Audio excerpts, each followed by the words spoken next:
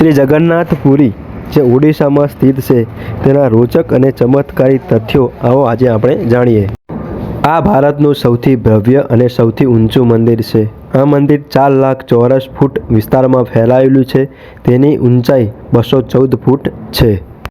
મંદિરના શિખર પર સુદર્શન ચક્ર સ્થિત છે, જેને તમે ગમે ત્યાંથી જુઓ તો તમને તે હંમેશા તમારી સામે જ દેખાશે। તેને નીલચક્ર પણ કહેવામાં આવે છે અને તે અષ્ટધાતુથી બનેલું છે। તેને પવિત્ર અને શુભ માનવામાં આવે છે।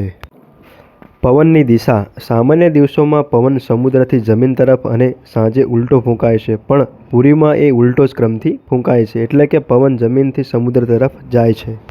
કહેવાય છે કે મંદિરની ઉપરના ગુંબજથી આસપાસ પક્ષી ઉડતા જોવા મળતા નથી કે ત્યાં વિમાન પણ ઉડી શકાતું નથી।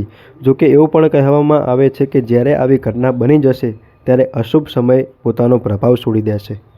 જગન્નાથપુરી મંદિરમાં પ્રસાદના ચોખા વિચિત્ર રીતે રાંધવામાં આવે છે। મંદિરના રસોડાના પ્રસાદ રાંધવા માટે 7 વાસણ એકબીજા પર વારાફરતી મૂકવામાં આવે છે અને બધું લાકડા પર જ રાંધવામાં આવે છે। પછી એ નીચેની બાજુએ એક પછી એક રાંધવામાં આવે છે, એટલે કે ઉપરના વાસણમાં ખોરાક સૌથી પહેલાં રાંધવામાં આવે છે। આ એક અદ્ભુત રહસ્ય છે જે કંઈ ચમત્કારથી પણ ઓછું નથી।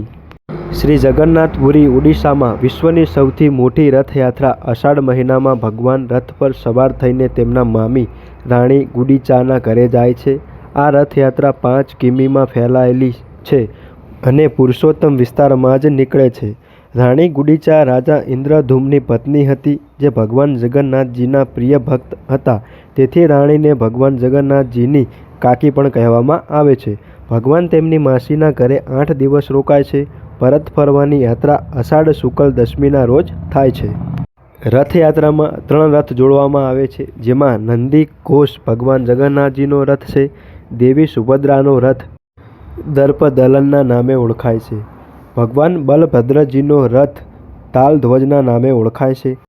પુરીના ગજપતિ મહારાજ ચેરાપાનન નામની સોનેરી સાવરણી ચલાવે છે। આવા તો અનેક પ્રકારના રહસ્યો શ્રી જગન્નાથપુરી મંદિરથી જોડાયેલા છે, જે આજે પણ ચમત્કારથી ઓછા નથી। હર હર મહાદેવ, જય જગન્નાથ।